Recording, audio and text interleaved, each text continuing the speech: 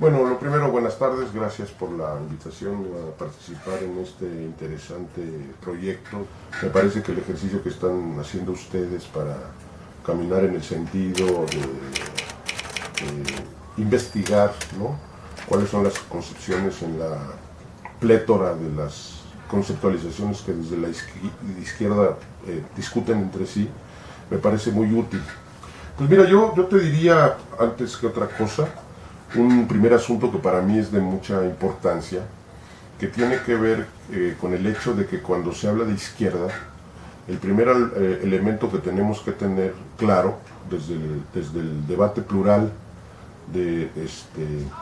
entre las izquierdas es que definirse o autodefinirse como izquierda hace referencia a un referente topológico de dónde demonios es que se inscribe una determinada concepción, una orientación filosófica, política, teórica o militante en el espectro de todas y cada una de las fuerzas políticas realmente existentes en cada espacio y en cada momento históricamente determinado en donde la izquierda ha hecho acto de irrupción histórica y concreta. Se ha discutido hasta la saciedad si el concepto de izquierda tiene sentido a la luz del tiempo contemporáneo, porque el primer referente que se utilizó para diferenciar a la izquierda como la representación de las corrientes progresistas y avanzadas estaba directamente vinculada con la manera en la que en la Asamblea Francesa Constituyente se colocaba la izquierda, que eran quienes se sentaban en la extrema izquierda, ¿no?, frente a la presidencia de los debates, ¿no?, a diferencia de los partidarios de la conservación, ¿no?, o de la reacción, que se sentaban a la derecha, ¿no? Entonces, si el referente topológico determinante para plantear quiénes son de izquierda frente a quienes no lo son, pues lo primero que tendríamos que decir es que en términos generales, en una primera acepción muy amplia, la izquierda sería todos aquellos que han apostado por la transformación, por el progreso social, por el avance, por la reivindicación de las luchas históricas que han sido enarboladas por organizaciones sociales, civiles y populares, y en ese sentido no hay una izquierda. Yo celebro que en la pregunta que ustedes me hablan se refieran a las izquierdas, porque me parece que tratar de encriptar en una monoexplicación unilineal de que la izquierda es solamente lo que yo creo que es izquierda, sería abusar, ¿no?, de los conceptos, y no ayuda en mucho a entender el verdadero paisaje múltiple y diverso que conforman distintas izquierdas, ¿no? En todo caso, a mí lo que me interesaría mucho plantear es en dónde se coloca la delimitación entre las distintas colindancias fronterizas, entre lo que verdaderamente puede ser considerado de izquierda en un sentido genuino, originario por la naturaleza del discurso que enarbola, suscribe, por la consecuencia de sus prácticas, frente a otras autodenominadas izquierdas que en el debate, tanto en el específico espacio académico de la universidad, por ejemplo, o político de la sociedad mexicana, o a escala del capitalismo mundial ampliado, hay muchas autodefinidas o autoconsideradas izquierdas que están muy lejos de serlo, ¿no? Me parece que en todo caso lo interesante de la apertura de la entrevista que tú propones en este momento es cómo delimitar esas colindancias fronterizas entre un posicionamiento digamos cartográfico en las topologías de izquierdas y derechas y al seno mismo de la izquierda, porque diría, podemos llevar la discusión hasta hablar en el ámbito de la izquierda misma de sus propias izquierdas y derechas, ¿no?, que quizá eso serviría para ir delimitando y decantando posiciones, ¿no? Bueno, en el caso del México presente tendría yo que compartir con ustedes un poco mi desazón, porque no es precisamente el tiempo histórico concreto que nos está tocando vivir, un tiempo histórico concreto que se singularice por estar marcando un punto de inflexión lo suficientemente relevante desde el punto de vista de progresos inequívocos en el ámbito de la izquierda, ¿no? Yo, por ejemplo, mal que le pese a cierta izquierda de horizonte limitado, no creo que las experiencias que han dejado en los últimos ya varios lustros gobiernos de corte perredista, por ejemplo, ¿no? Un balance histórico que permita posicionar los resultados de los gobiernos de izquierda como el botón emblemático más importante para mostrar y demostrar el trabajo de la izquierda desde el gobierno, ¿no? A mí particularmente, que estoy vinculado más bien con los discursos autonómicos, autogestionarios, proclives al autogobierno, y mucho más cerca de lo que definiría como un elemento esencial en la diferenciación entre izquierdas radicales o revolucionarias e izquierdas electoralistas, sufragistas o moderadas, yo me ubicaría o aspiraría a ubicarme en esta definición topológica con lo que se ha dado en llamar la izquierda radical, ¿no? Por lo menos aspiraría a ser radical, porque ¿quién expide los certificados de autenticidad revolucionaria? Pero lo cierto es que el balance histórico, en el caso, por ejemplo, incluso de la Ciudad de México, que se presenta como el epítome de la representatividad de gobiernos legítimos de izquierda en la Ciudad de México, dista mucho de serlo, ¿no? Si hacemos una revisión de los ejemplos concretos que dejan los gobiernos perredistas en el interior de la República, el panorama no puede ser sino desolador. Graco Ramírez en Morelos, ¿quién se atreve a afirmar sin morderse la lengua que es un gobierno de izquierda, ¿no?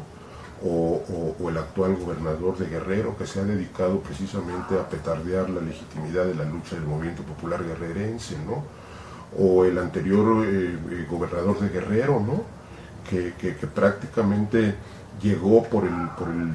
voto duro del PRD a la gubernatura del estado, y terminó prácticamente aliado con la segunda parte de la docena trágica del Panato, hoy desfondado y en retirada, ¿no? No podríamos, digamos, tipificar caracterizadoramente como gobierno de izquierda al gobierno de Marcelo Ebrard, ¿no?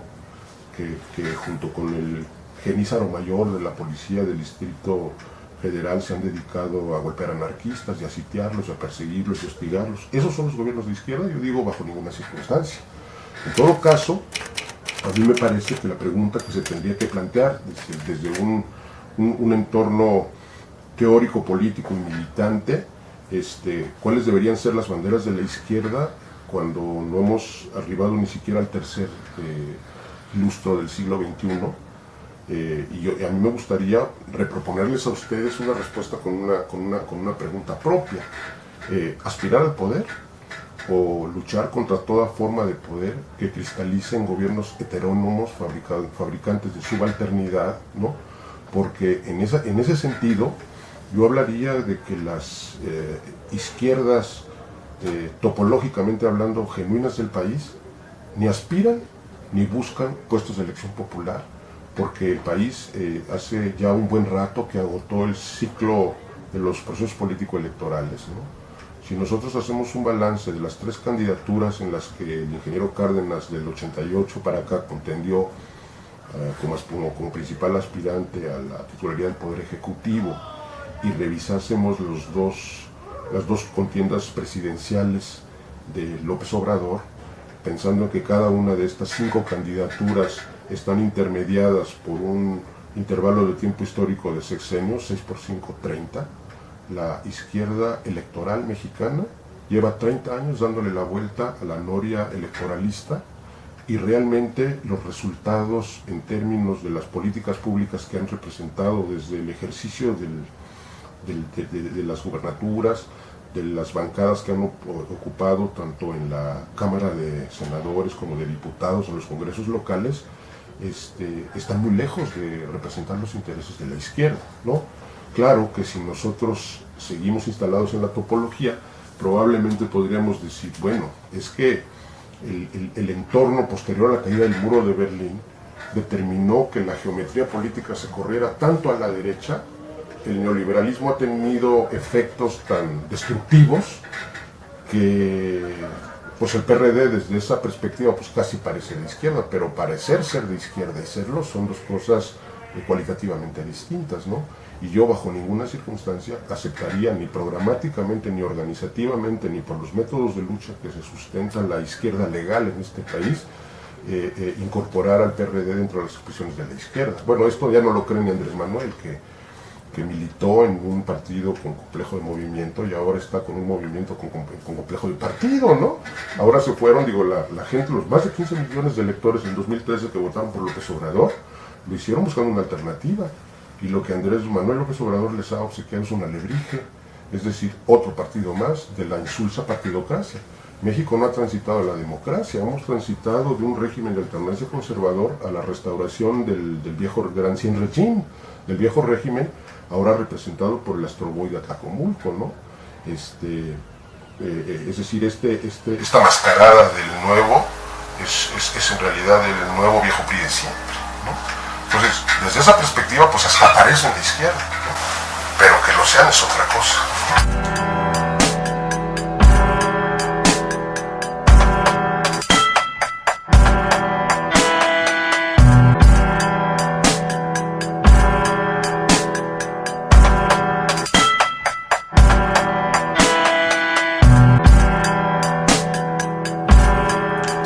Bueno, yo creo que el legado de las izquierdas mexicanas del siglo XX, que es múltiple y diverso, yo me atrevería a afirmar, sin temor a equivocarme,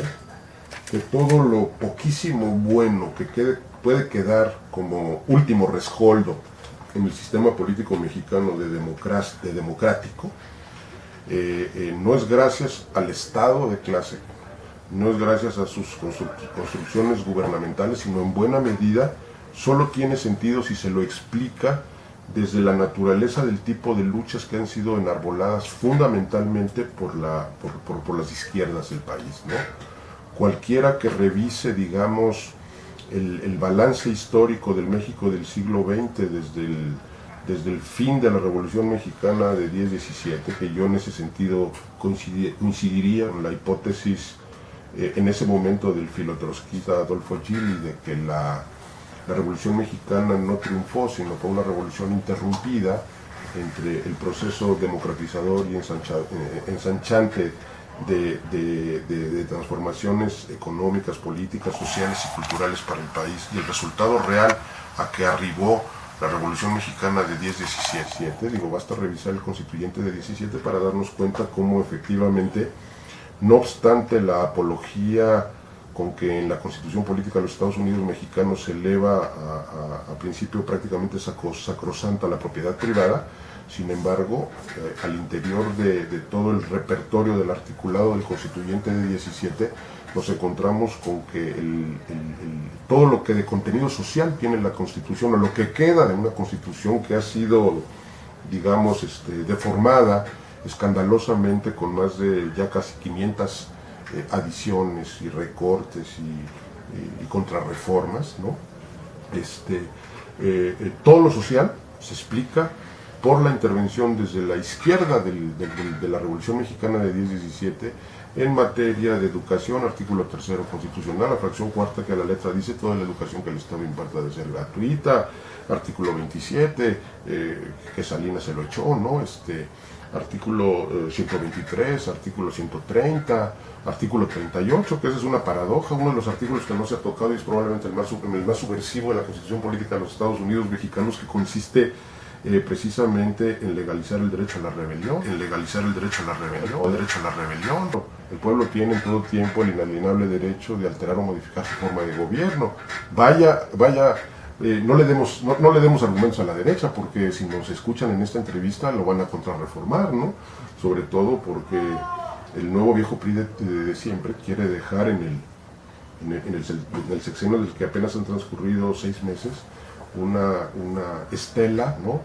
de reformas, dicen ellos, pero en realidad es un repertorio de contrarreformas lesivas desde el punto de vista de cualquier izquierda que se respete a sí misma en todo este repertorio, ¿no? Basta revisar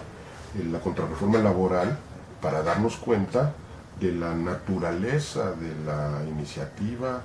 que trae el nuevo viejo PRI de siempre, ¿no?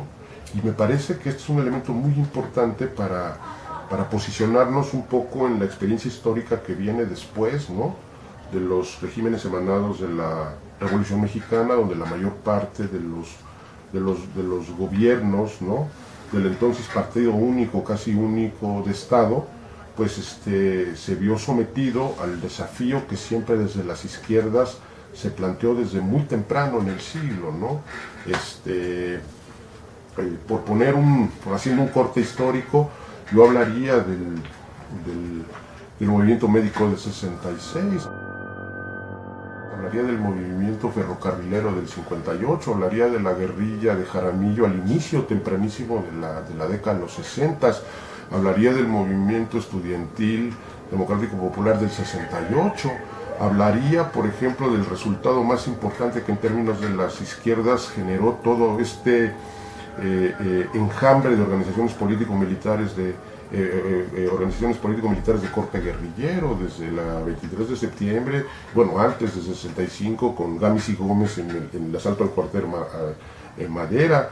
ni qué decir tiene de los ejemplos de Lucio con el Partido de los Pobres y Genaro con la ACNR, etcétera. Es decir, la experiencia, las formas, los modus operandi de la izquierda, de las izquierdas en el país ha sido amplísima, vasta, y no se ha detenido,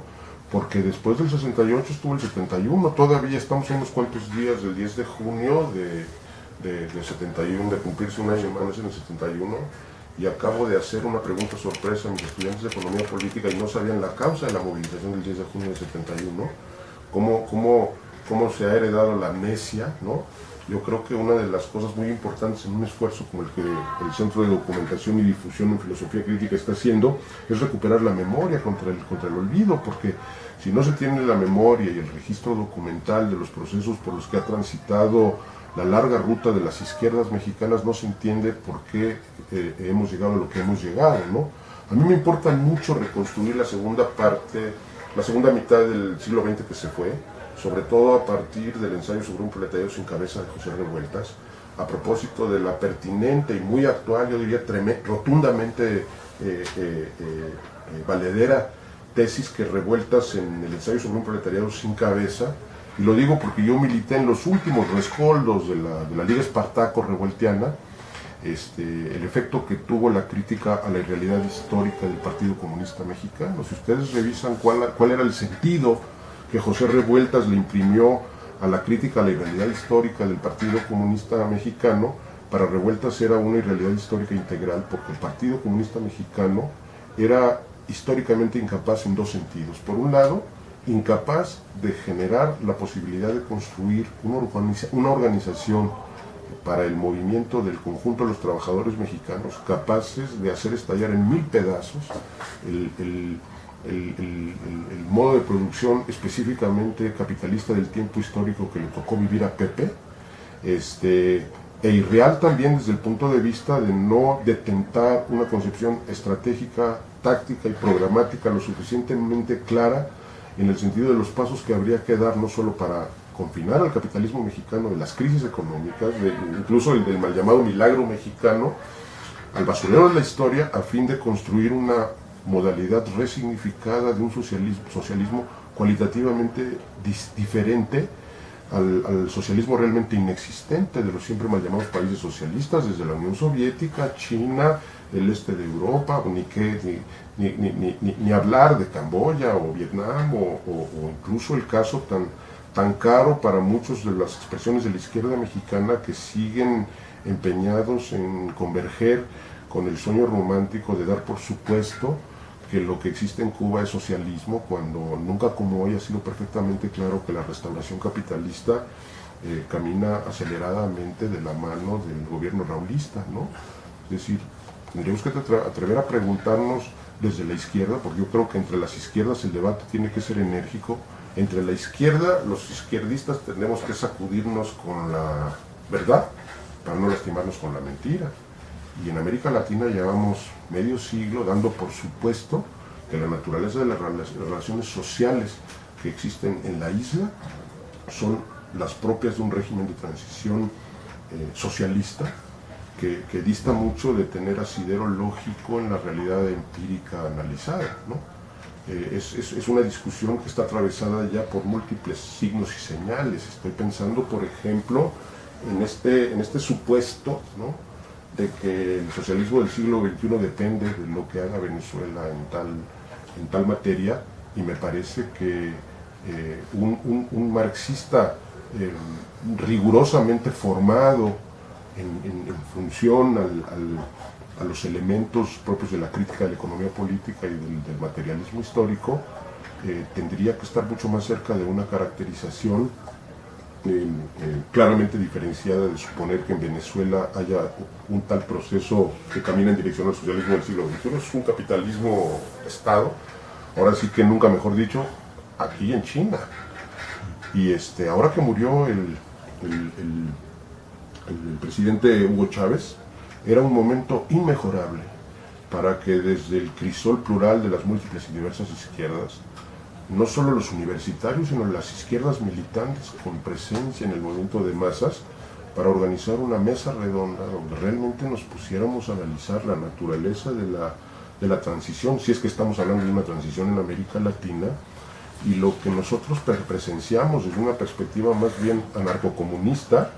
que quiero decir, una de las principales corrientes políticas perseguidas no es la derecha aliada con la CIA en Venezuela, sino los anarquistas. Dicho sea de paso, tenemos relaciones con el colectivo El Libertario, que han sido sometidos a un proceso de persecución por las juventudes bolivarianas, ¿no? Yo me pregunto qué dirían esas juventudes bolivarianas si supieran que ya para 1864, me parece que fue cuando Marx escribió, acuciado por la necesidad económica, un texto que se llama Bolívar y Ponte, donde trata a Simón Bolívar como el Napoleón de las retiradas, ¿no? Yo creo que incluso el régimen de Hugo Chávez, de lo que quedó de Hugo Chávez en la herencia con Nicolás Maduro, está mucho más cerca del bonapartismo que fustigó con tanta razón Carlos Marx, que de la estrategia constructora del socialismo del siglo XXI, que es incapaz de ir más allá de definiciones autocentradas en concepciones nacionalestatistas, ¿no? Bueno, a mí me parece que uno que me parece que resulta fundamental, digo, en el ámbito que yo conocí por mi militancia desde la fundación del Consejo Estudiantil Universitario de 86-87 en la UNAM, por la naturaleza de los conocimientos que tuve en términos de los movimientos estudiantiles, en el caso concreto de la Coordinadora Estudiantil Politécnica, por el conocimiento que tuve del movimiento de las preparatorias populares, que es el antecedente antidiluviano de los movimientos de rechazados hoy en el ámbito universitario, pero por otro lado, en el terreno de la lucha social, ¿no? Que yo recuperaría mucho las experiencias que vienen de la autogestión académico-pedagógica, la herencia de revueltas en el movimiento estudiantil y las izquierdas estudiantiles que en esta universidad han sido capaces de llevar a la Universidad de la Nación a dos huelgas muy importantes, una mediatizada y otra reprimida por la anticonstitucional Policía Federal Preventiva. Estoy hablando de la huelga de 86-87 y de la huelga del Consejo General de Huelga del 99-2000, intermediado por un congreso como el de 1990, en donde yo fui de la Comisión de Actas de Acuerdo con el entonces secretario de la universidad, que el coordinador del Congreso Universitario era José Narro Robles. Yo te podría decir que de los acuerdos del Congreso Universitario del 90, todo aquello que no sirvió para apuntalar el principio de autoridad, ¿no? Todo aquello que sirvió para no desaparecer al cuestionadísimo Tribunal Universitario, etcétera, los rectorados subsecuentes hicieron todo lo posible porque lo que se aproximaba en esa dirección fuera evaporado. Todo aquello que apuntalara a esta universidad meritocrática, elitista, que cada vez está más comprometida con proyectos de docencia y investigación, que han caminado en el terreno de las ciencias sociales a tecnocratizar la enseñanza, etc. Nos habla de que la izquierda estudiantil en las esferas educativas han sido estratégicas y muy importantes. Por eso me parece que es fundamental hoy defender el proyecto original del Colegio de Ciencias y Humanidades. Pero fuera de la universidad, a mí el proyecto que me parece más importante es el que dimana de la insurrección zapatista del 1 de enero de 1994, porque en alguna medida la insurrección del Ejército Zapatista de Liberación Nacional anticipó toda la oleada de los movimientos sociales progresistas que en principio sirvieron como base de masas, y ahora no es tanto así, en el Cono Sur, con todo el inicio de estos procesos que estuvieron representados por la protesta forajida ecuatoriana, por el movimiento piquetero argentino, por el movimiento social venezolano, incluso por la rebelión de los pingüinos, el movimiento estudiantil que empezó siendo reprimido por una presidenta que se presentaba como socialista, como Michelle Bachelet, y que terminó, digamos, acompañado por la retrotransición de un pinochetista confeso como el que es hoy Sebastián Piñera al frente de la titularidad política de Chile, aventándose un trompo por gratuidad que así como el zapatismo influyó en América Latina a los movimientos contrasistémicos, al movimiento indígena, al movimiento de los sin tierra y de los sin techo en Brasil, en el terreno educativo, el movimiento, sobre todo el del Consejo General de Huelga, ha inspirado mucho de la resistencia estudiantil que hoy se da en contra de la privatización de la educación en Chile. Creo que el movimiento chileno en la actualidad es uno de los más avanzados. Entonces, en el caso mexicano, los movimientos estudiantiles de base, de organizaciones más bien que han propendido hacia la organización horizontal a través de consejos y comités de lucha, y por un lado, y por otro lado la izquierda zapatista, que no es ya la experiencia del guevarismo, de la teoría del foco, de la columna móvil, sino es la comunidad organizada política y militarmente en defensa de su identidad, ¿no? Yo creo que la iniciativa del zapatismo fue tan importante que el gobierno federal, después de la experiencia de San Andrés Larrainza, fue capaz de firmar unos acuerdos de San Andrés, de los que después se desdijo, y hay que analizar lo que ha sido la experiencia con los caracoles primero y con las juntas de buen gobierno ahora, que están cumpliendo 10 años. Yo estuve en el evento constitutivo de las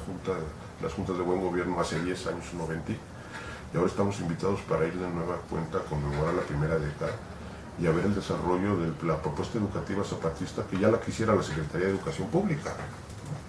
Bueno, me parece que con esas experiencias estamos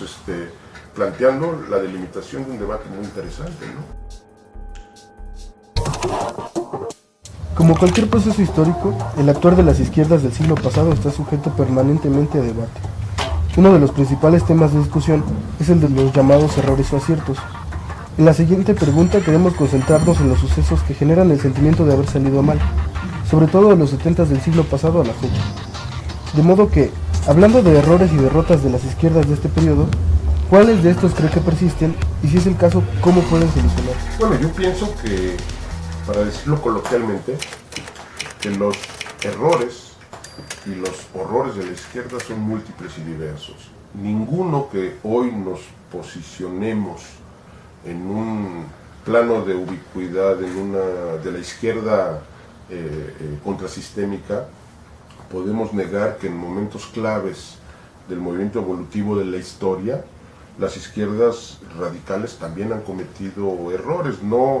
Yo no creo que la izquierda radical sean arcángeles y que sean indemnes a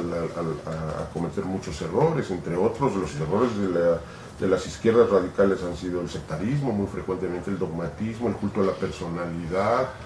el analfabetismo teórico. Realmente las corrientes radicales de la izquierda, no muchas son ilustradas en el sentido pertinente, no en el sentido del intelectualismo en sí para sí. Yo diría desclasados fuera de sí en sentido ascendente, ¿no? Pero en realidad, aunque hay que hacer un reconocimiento autocrítico a una multiplicidad de errores que las izquierdas revolucionarias también han cometido, no es ese el tipo de los errores que me parece que es necesario explicar para entender por qué el clima de escisión, de atomización, de divergencia y de inestabilidad al seno de las izquierdas, porque me parece que por simple sobreexposición, lo que en el imaginario social se entiende por la izquierda son fundamentalmente las prácticas más o menos asociadas al electoralismo, a la izquierda legal, a las tácticas de lucha fundamentalmente de corte socialdemocrático, ¿no? Un equivalente en Inglaterra serían los laboralismo, el Partido Laboral, laboral británico, ¿no? O en el caso de México, yo creo que lo que la mayor parte de la gente sin mucha información entiende por izquierdas es lo que representa el centro izquierda progresista, ¿no? Que yo no concebiría en rigor como la izquierda, ¿no? Yo creo que, sobre todo ahora que ahora que acaba de morir Martínez Verdugo, ¿no? Ahora resulta, el cretinismo parlamentario nos viene a decir ahora que era un prócer, ¿no? Cuando realmente contribuyó de una manera muy importante, no sé si voluntaria o a su pesar, en domesticar y pasteurizar no solo el discurso, sino las prácticas de la izquierda, porque la verdadera paradoja de la reforma política de Reyes Heroles para acá, de meter al redil a un partido comunista mexicano que por la vía de los hechos era tolerado, pero estaba en la semiclandestinidad, que devino en Pezume, que después devino en lo que a la postre iba a ser la derivación natural de la confluencia bastante, yo me atrevería a hablar de incestuosa, ¿no? de distintas vertientes de las izquierdas legales con la corriente nacionalista revolucionaria del Priato, que defecciona en 88, que converge en el Frente Democrático Nacional y constituyen una mayoría electoral que no tengo la menor duda de reconocer que fue la fuerza político-electoral ganadora de los sufragios de 88, que le fue conculcado un triunfo electoral inapelable en las urnas, pero ante la inexistencia de organismos confiables. Pues por cierto, que le pregunten, porque ahora milita en el PRD, que le pregunten a Bartlett, que fue el que participó en la calificación, ¿no? En su calidad de un secretario de Gobernación que calificaba las elecciones en el 88, en donde deliberadamente tiran al sistema, ¿no? Se colapsa la aritmética y lo verdaderamente curioso de la izquierda es que aceptó todas esas reglas. Hace unos cuantos días leía el estrabismo de algunos levantacejas, opinadores profesionales en la prensa de circulación nacional, tratando a Arnoldo Martínez Verdugo como si fuera el equivalente de Enrico Berlinguer en el Partido Comunista más grande de Occidente, que era el Partido Comunista Italiano, como si eso fuera una flor, y se les ha olvidado que la tesis del compromiso histórico era el colaboracionismo de clase más hijo de la chingada entre el Partido Comunista Italiano y la democracia cristiana, que era por la vía de los hechos la ultraderecha, que se fue utilizada para reprimir a la izquierda autonomista en la década de los 70, de manera tal que incluso cuando se hacen homenajes, ahora se hacen por partida doble, porque se están presentando como si fueran dos intelectuales de un igual peso específico, y como intelectual son incomparables. Digo, una cosa es que yo no sea obradorista zen, ¿no? Y no reconozca el peso intelectual de un pensador como José María Pérez Gay, que era probablemente de la primera línea de la asesoría Andrés Manuel López Obrador, y Arnoldo Martínez Verdugo, que representa a la izquierda su visión colaboracionista y que lleva, hace rato que hacía el conteo de los años, llevan 30 años en la noria electoralista, ¿no? Y no hay alternativas, y el ciclo electoral en el país se desfundó, y el debate hoy entre las izquierdas debiera de ser cuál es la alternativa para un cambio genuino en el país, la transición vía acumulativa de reformas graduales o la ruptura. Yo creo que en este país la ruptura se está haciendo cada vez más necesaria. El problema es que en el país las contradicciones económico-políticas y sociales no han sido acompasadas por un desarrollo análogo de la subjetividad, y por subjetividad entendemos el proceso del desarrollo de la conciencia política revolucionaria, capaz de cristalizar en nuevas construcciones frente a la bancarrota rotunda de esas formas heterónomas de organización que son los partidos políticos o el sindicalismo realmente existente, ¿no? Hoy los sindicatos no están sirviendo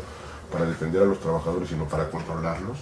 y los partidos no están sirviendo para convertirse en una correa de transmisión en la crisis de representación que padece el sistema político mexicano.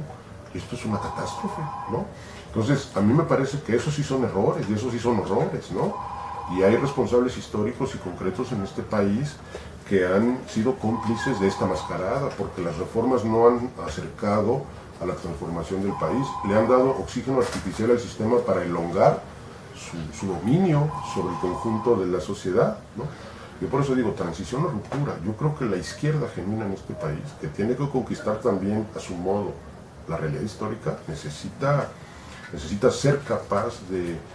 ir pensando con seriedad en el lugar que va a desempeñar en una ruptura que entre más se demore y más nos tardemos en reconocer, más violenta va a ser en el país. Porque este país se nos está yendo como guijarros de arena por entre los dedos, ¿no?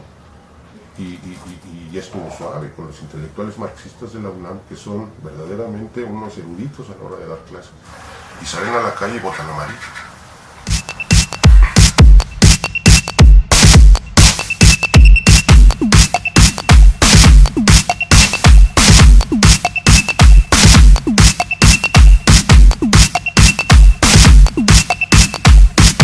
Bueno, mira, yo te diría que verdaderamente yo quisiera ponerte 3 ejemplos.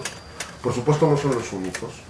porque este país, con las dimensiones que tiene y con el principio de autoridad tan acendrado que estamos padeciendo todos los que estamos, yo soy adherente, soy suscriptor de la otra campaña, y en ese sentido he recorrido también gran parte del país vinculándome con compañeros que están en luchas específicas, y es verdaderamente sorprendente la cantidad de luchas que se están dando en el país frente al agotamiento de las formas tradicionales de organización que se han convertido en verdaderas mascaradas simuladoras de representación. En el país hay una crisis de representación en medios de resistencias colectivas. Cada vez se hace más ostensiblemente claro la necesidad de nuevas formas de organización de lucha de los trabajadores y las trabajadoras, ¿no? Para mí los 3 ejemplos más importantes a la vuelta del siglo, ¿no? En lo que va de la década, en principio, pues es el proceso de resistencia constructiva de las juntas de buen gobierno zapatista, ¿no? La autonomía llevada in extremis a un escenario de potencialidades extraordinariamente rica y muy fecunda en medio de estar sitiados militarmente, en medio de la vicisitud, ¿no? Ese sería para mí uno de los ejemplos más importantes que han ayudado de una manera determinante a resignificar el concepto de autonomía indígena, que no es una categoría, un concepto que se acote solamente a la otredad pluriétnica de los autóctonos originales de estas tierras, porque la gran cualidad del concepto de autonomía es que tiene implicaciones y expresiones a todo lo largo y ancho de la vida económica, política, social y cultural del país. Hay experiencias de autonomía organizativa en donde menos te lo imagines, por razones del más diverso tipo, ¿no? Que pueden ir desde la autonomía zapatista hasta la lucha por la despenalización del consumo de drogas blandas, por principio, como en el caso de la marihuana en México, en donde yo te diría que, por ejemplo, si hay algo que me molesta más de la pseudoizquierda marxista en Horizonte Limitado, no es solo su ortodoxia que osificó y condujo a la crítica de la economía política, a la estasis. Muchos marxistas mexicanos, por la vía de los hechos en términos político-electorales, son keynesianos, ¿no? Algo que me molesta más que ese culto nacional estatista, programático, de alianza con el centro disque progresista, es la fresez de la mayor parte de los marxistas. La única estrategia desde una izquierda inteligente que no se resista a hacerlo para encarar el gravísimo problema de la droga en México es despenalizar el consumo de las drogas blandas por principio, ¿no? Y la solución no puede ser punitiva y persecutoria como el Geniza o el polizonte de Felipe Calderón, sino las alternativas médicas, las políticas públicas en materia de salud, y además el reconocimiento de que la gente tiene derecho a ejercer con autonomía su derecho a decidir qué se mete y no se mete.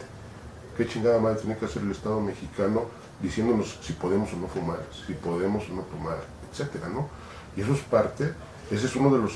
los elementos que explica el naufragio de las izquierdas, de las autollamadas izquierdas en el poder, tipo GDF, ¿no? Tipo gobierno del Distrito Federal, ¿no? Vive tu ciudad como quieres, no como quieren que la vivas. Como ciudad quieres, tu ciudad. otras dos experiencias muy importantes es la experiencia de los anarquistas, la reaparición como un agente social del movimiento social de los compañeros anarquistas. Parece que la única corriente juvenil que está creciendo con celeridad y con un trabajo digno de mucho reconocimiento son los anarquistas. Yo que fui de los co-convocantes al primer Congreso Nacional Anarquista de 1991, después del Congreso de la UNAM, que se realizó en Ocotepec, Morelos, logramos reunir, si bien nos fue, delegados de todo el país a 200 anarquistas, ¿no? Hoy 200 anarquistas te los topas en el Chopo un sábado en la mañana, cagados de la risa, ¿no? Y el año pasado, en la Ocupa Che Guevara, aquí de Ciudad Universitaria, el Congreso Nacional Anarquista en 3 jornadas, una de movilización y 2 de deliberaciones en el auditorio Che Guevara. Es una paradoja, ¿no? En el auditorio Che Guevara se reunieron los anarcos, tuvieron 3.000 delegados. No los tiene ahorita todos los colectivos, ¿no?,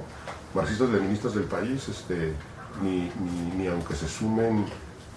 los leninistas, los luxemburguistas, etcétera, ¿no? Es muy interesante, segundo ejemplo. El tercer ejemplo, que también me parece muy importante por la irrupción en el ágora ciudadana de las políticas del debate contemporáneo, es el movimiento social de los damnificados ambientales por el neoliberalismo. El ámbito, digamos, de las políticas ecológicas y medioambientales en un contexto en donde desde los gobiernos lo único que se precipita es la mentira de una presunta sustentabilidad. No existe una modalidad de capitalismo alguno que sea sustentable. Lo que nosotros tenemos es una crisis de racionalidad del modo de producción en términos de que energéticamente el capitalismo del siglo XXI, de forma absolutamente obsolescente, se mueve autocentrado en el modelo fosilista, autocentrado en la sobreexplotación de combustibles fósiles, ¿no? Y frente a eso es muy interesante la proliferación de no solo marxistas ecológicos, sino del anarcoecologismo y la presencia de colectivos autónomos caminando al lado, no adelante dirigiendo, no atrás siguiendo, sino caminando hombro con hombro con los damnificados ambientales por el neoliberalismo. Estoy pensando en compañeros como los de La Parota, etc. Estos 3 ejemplos, las juntas de buen gobierno, el crecimiento exponencial del movimiento anarquista, ¿no?, y los damnificados ambientales por las políticas del neoliberalismo, es lo más sano y lo más interesante de la nueva izquierda contemporánea.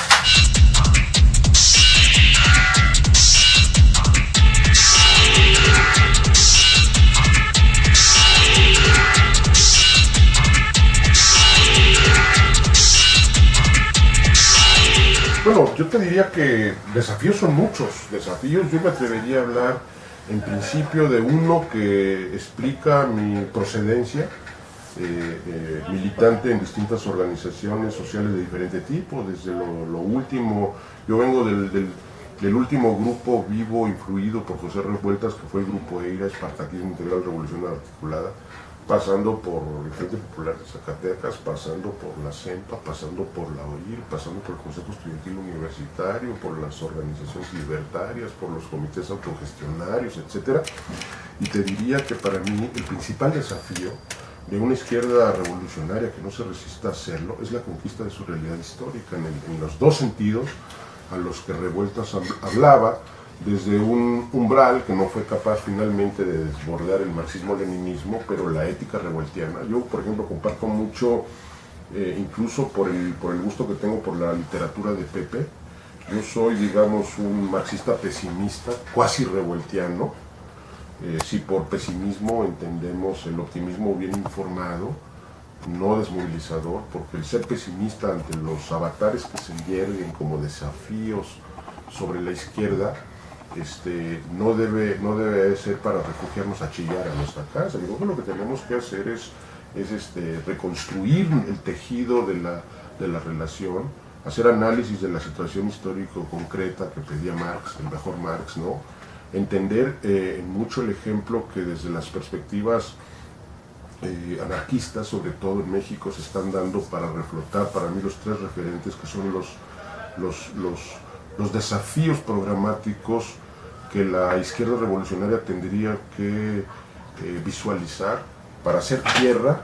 y darles viabilidad. Para mí los tres referentes emancipatorios de la izquierda revolucionaria son indudablemente autonomía, autogobierno y autogestión. Por eso yo no me colocaría en una posición al seno del debate de las izquierdas entre los que aspiran al poder para terminar sustantivado en el poder. Yo pienso que por eso es que reivindico tanto el zapatismo, ¿no? Por eso soy suscriptor de la sexta declaración de la Selva Lacandona, y por eso coincido,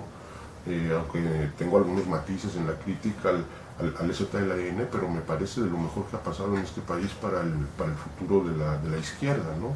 El problema es que luego al EZLN se le piden cosas que no está en condiciones de hacer. Si consideramos que es un ejército con más hombres que armas, con más armas que balas, ¿no? Entonces no hay capacidad de fuego, no porque los compañeros no quieran, sino porque desde la marginalidad no se puede equilibrar la capacidad de fuego del Estado. Pero eso me lleva a otro asunto que a lo mejor lo podemos platicar después, que es ante las vías y las tácticas y los métodos. Yo soy partidario de la articulación de tácticas.